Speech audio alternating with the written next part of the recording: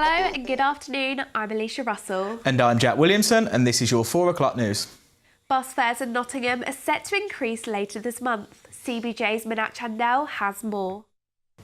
From March the 26th, Nottingham's local bus fares are going to increase by between 20 and 50 pence for passengers who buy tickets on the bus. The all-day ticket will increase from £3.50 to £3.70. The inner city will increase by 20 pence and the event rider will increase by 50. Nottingham City Transport says the rise in fares is due to increased operation costs, but there are ways to get cheaper tickets. There are some rises on there for like certain tickets. However, again, it not encourages just students, it encourages everybody to go onto the internet because they're not rising. Some are actually going down, which people don't even know. Which they should really look into that. So it encourages everybody to use the mobile app and move the times, and it's easier for people to do to go on there, and you get more for your money. Youngsters and tech-savvy passengers are likely to benefit from the NCT bus app as it'll be easily accessible through any smartphone. Passengers can also use the NCT Transport website to purchase their tickets as prices won't change for either. However, the bus passengers don't seem to like the change. That's not fair either because there's people that don't have internet. You've even got the elderly that don't even know how to use the internet. What are they supposed to do? So they've got to suffer, they're on pension, they've got to pay more because they don't know how to go online and do it. It's not fair. But I'm a single mum with 2 kids and I have to pay for my kids' bus fares, and like I said, it's 25p is like a sweet for my daughter.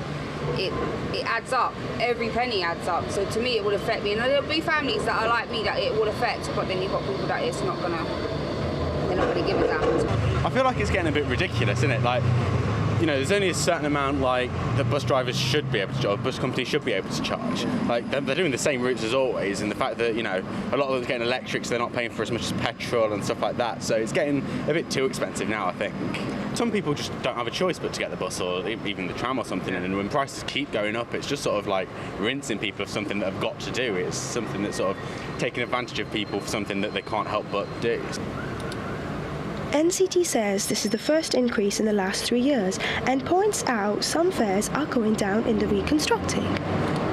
This is Minat Chandel from CBJ News. 3 pedestrian crossings along the railway line between Beeston and Attleborough Station may soon be closed. Network Rail have proposed to close the footpaths after the government put the company under extreme pressure to improve its safety records. Our reporter Lama Christina has more. Network Rail has proposed to close the popular Meadow Lane crossing along with 2 others, Long Lane and Barrett's Lane No. 1, as part of their plans to improve safety.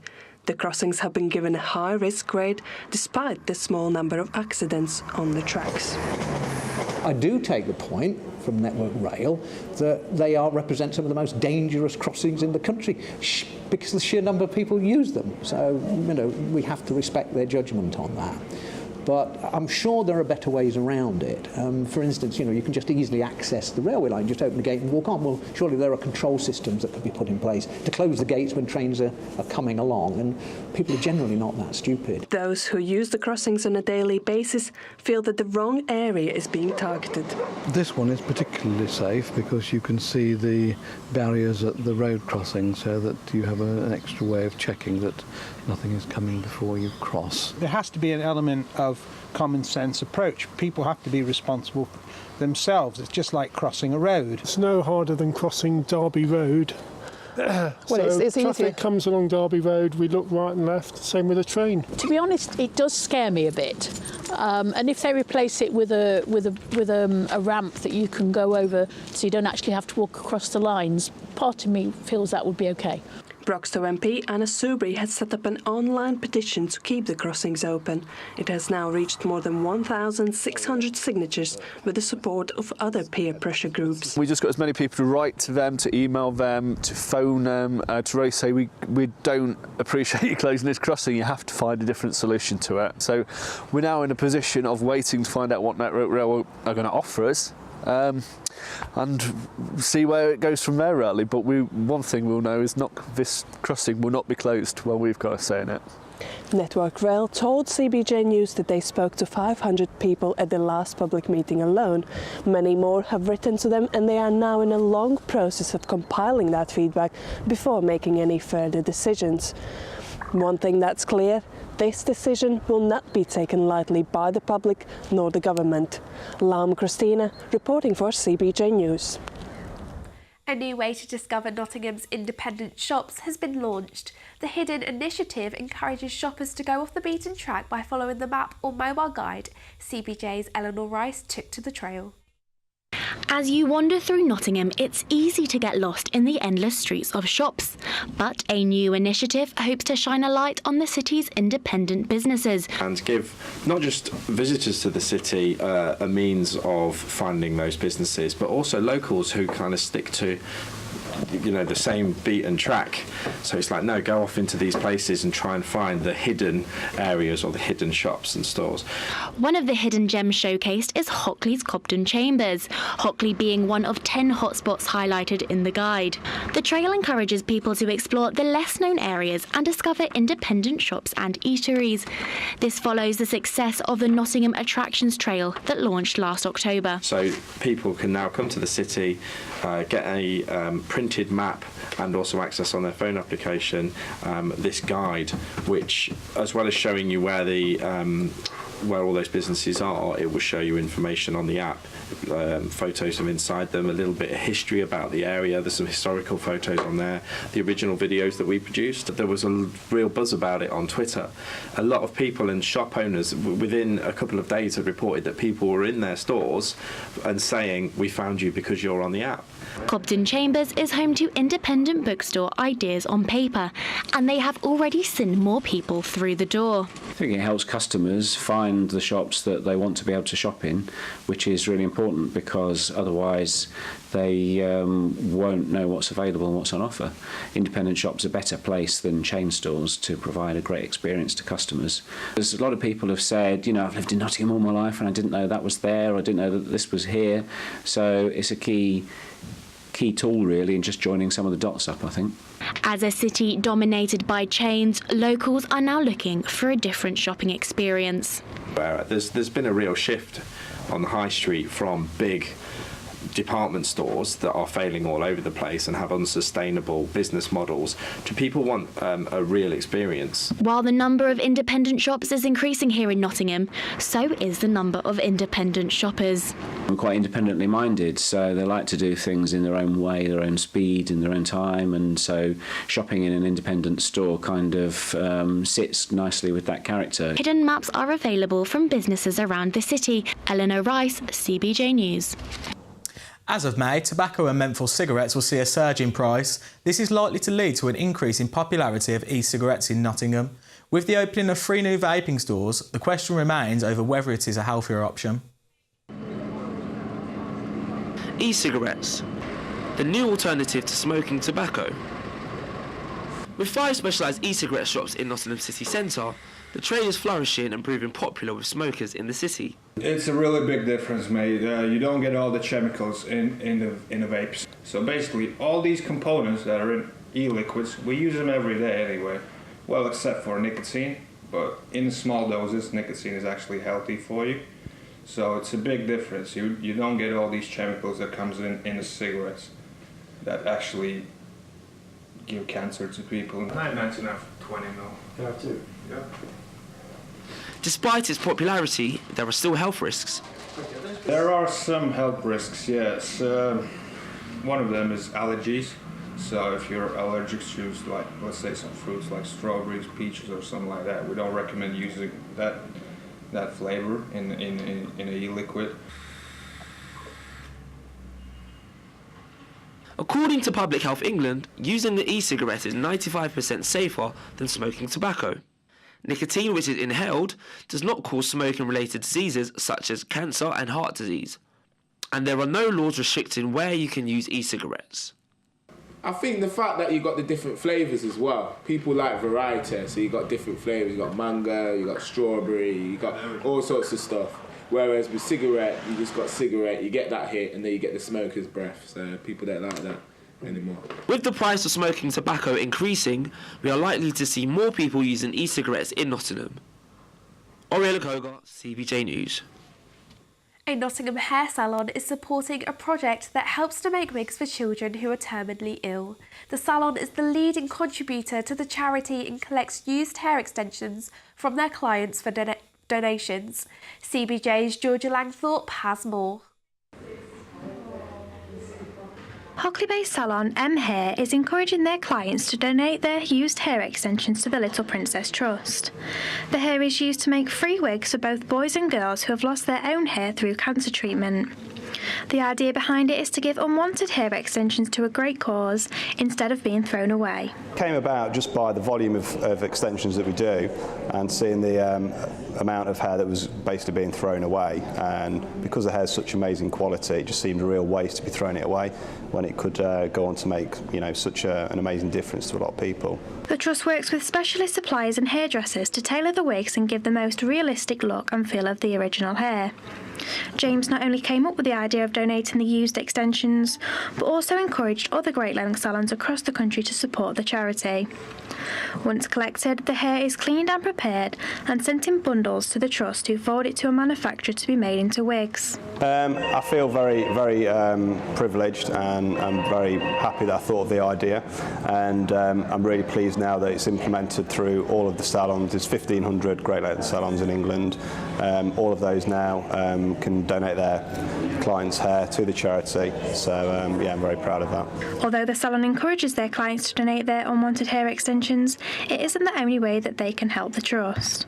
Real hair can also be cut and sent off to be made into wigs if you're brave enough to face the chop.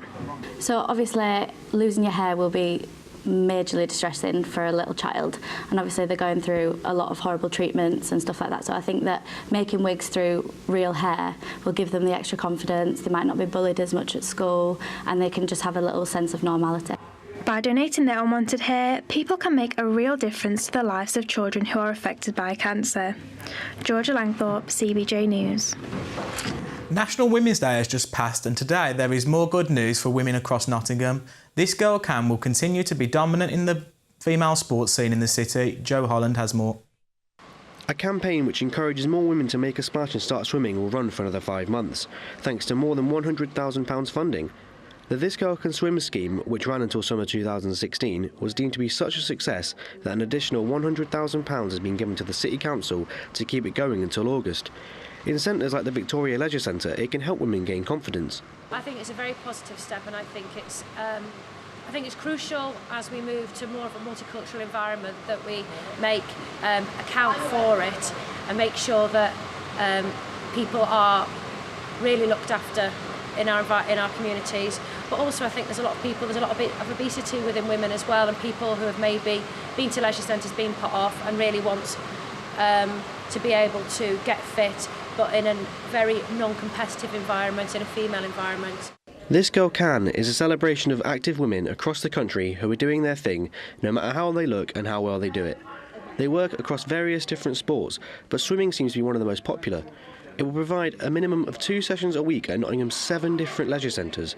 The project was originally launched back in 2015, and those involved are very happy to see that its stay has been extended. I think it's an absolutely fantastic thing. Sport England have invested quite heavily in women's participation in sport.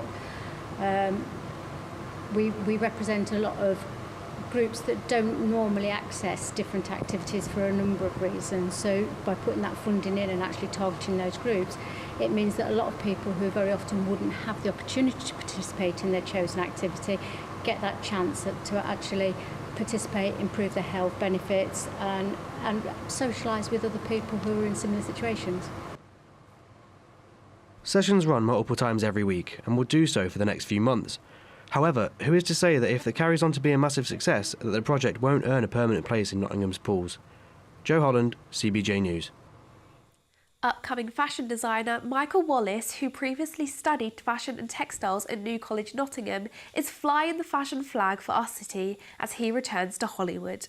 The former winner of a Dragon's Den style competition has been compared to Paul Smith after receiving a £3,000 grant for his business. After impressing the judges, he will now be showing off his new designs during the Los Angeles Fashion Week later this year.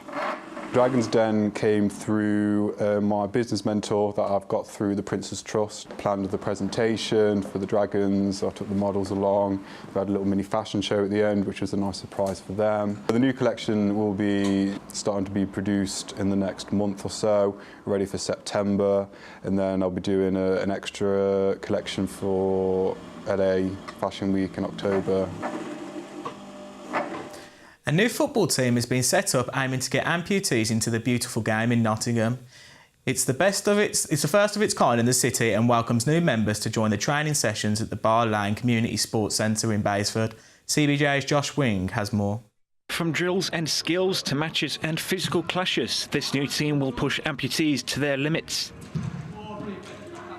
Taking place every Sunday evening, it's an opportunity that brings a new era of football to Nottingham. Sessions will help with balance, health and confidence for people who have grown up with limb defects who have recently become an amputee. To ensure it's a fair match-up, the City of Football say you have to be an amputee and coaches are able to adapt to any requirements individuals may have. Facilities and routines are provided with all the sessions free of charge. Dribbling drills just like this one shows that amputees are just like any other footballer when it comes to playing the game the way they want it. With it being the first in the city, this is something that father of one, Ben Houghton, wishes he could have had sooner and encourages anyone to get involved. Amputee football was predominantly based up north, so when I was younger there was never really anything around this area for me. It's about giving the opportunity to other amputees, and that's what we're doing, so I'm enjoying that. Everyone's got to start somewhere. I did. I was never the player that I am today when I was younger, so just go with it. You're going to get better each session that goes along. But it's not just the sporting side of the sessions, but the social side of it, and allowing amputees to open up about their experiences is just as important. One of the gentlemen over there was talking about when his only other opportunity to engage with people, amputees, is at hospital appointments. That's the only time he ever gets to meet anyone else who's an amputee. The social element, the fitness element, the competition element, everything that you used to enjoy about playing a sport is still here, just the people who happen to be amputees. It's fair to say some may be a little bit more experienced than others, but just a couple of sessions under their belt, participants are already seeing an improvement in their abilities. This session saw a total of 10 members take part, with more expected over the next few weeks. For the likes of Ben Houghton, he hopes this will be the start of achieving his goals in making amputee football a big part of Nottingham's sporting community. Josh Wing, CBJ News. And now we have Josh Wing with your sports roundup for the week. Good afternoon. Well, some of us will be looking ahead to that David versus Goliath FA Cup match between Arsenal and Lincoln. It's business as usual for Nottingham Forest. The Reds will travel up to Burton in the Championship on Saturday. The stadium is out of the city centre, so fans have been advised to get there early to ensure the game isn't delayed. Hartlepool United hope back-to-back home wins can be a springboard for improving their away form when they take on Notts County this Saturday. But Notts County are currently unbeaten at home under Kevin Nolan. 4 Panthers players have been named in a 28-man Great Britain squad for the training camp and 2 matches against Poland ahead of this year's World Championship. GB will play games against Poland at the National Ice Centre on Friday the 14th of April. And finally, Year 7 and 8 students from Rushcliffe School, Farnborough Academy and Arnold Hill spent a day being taught by coaches from Leicester Tigers. Premiership rugby coaches visited Nottingham today to run the rule over the students. For the final time here on CBJ News, I've been Josh Wing with your sport. Back to Alisha and Jack. Now over to Boots Library Garden for your weather with April Slatterer. As you can see, it's been a cloudy day today around Nottingham and we have seen some drizzle around the city centre today. However, tonight is going to remain dry throughout the evening and stay mild with temperatures only dropping to 9 degrees Celsius. You can expect another dry day tomorrow, so keep your brollies at home as it's set to be a bit warmer than today with a high of 14 degrees and a low of 8. Through to Sunday, there will be some light showers which are possible, but temperatures will remain warm with highs of 13 degrees and a low of 5 degrees in the evening. Next week is looking a lot brighter and spring is getting closer with sunny spells throughout the week, and 16 degrees will be your highest figure, so get your sunglasses at the ready. That's all from me for now. Back to Alisha and Jack in the studio. Nottingham Trent University has held their annual talent show. The winner was talented rapper Aaron Banda, who joined us in the studio earlier today. Let's take a look at why the rapper wanted to enter the talent show. I feel I'm very surprised, but at the same time it's really good. Like, there was such great talent in the competition, and for me to come up on top is just crazy. So what made you want to enter Trent Talent? I actually got peer pressured into it. Like, I wasn't going to do it because I thought, looking at last year's clips, it was all about the singers and stuff, the dancers, so I was thinking that there was not really a rapper in there, but my friends peer pressured into it, so I thought, okay, I'll do it, and I just want to get to the live shows, so to actually come out and win it is crazy. So what was your influences behind the song that you wrote? The song that I wrote, the song that I'm just second chances, really, life experiences. A lot of my music is based on things that I've been through and stuff, so yeah. So obviously the show's been a big success for you, so what's the future plans for your music? Well, I got a new song called Savage coming out, so people need to check that out. I'm planning to release like a mixtape / album in the summer and just hopefully get some more performances in the year. To round off the show, Aaron is going to perform his very own song for us. Take it away. Thank you. Yeah, so this one's called Second Chances. I don't really know what the inspiration was, but I'll just let you hear it. Yeah. Okay, Husty. Listen, it's like, yeah.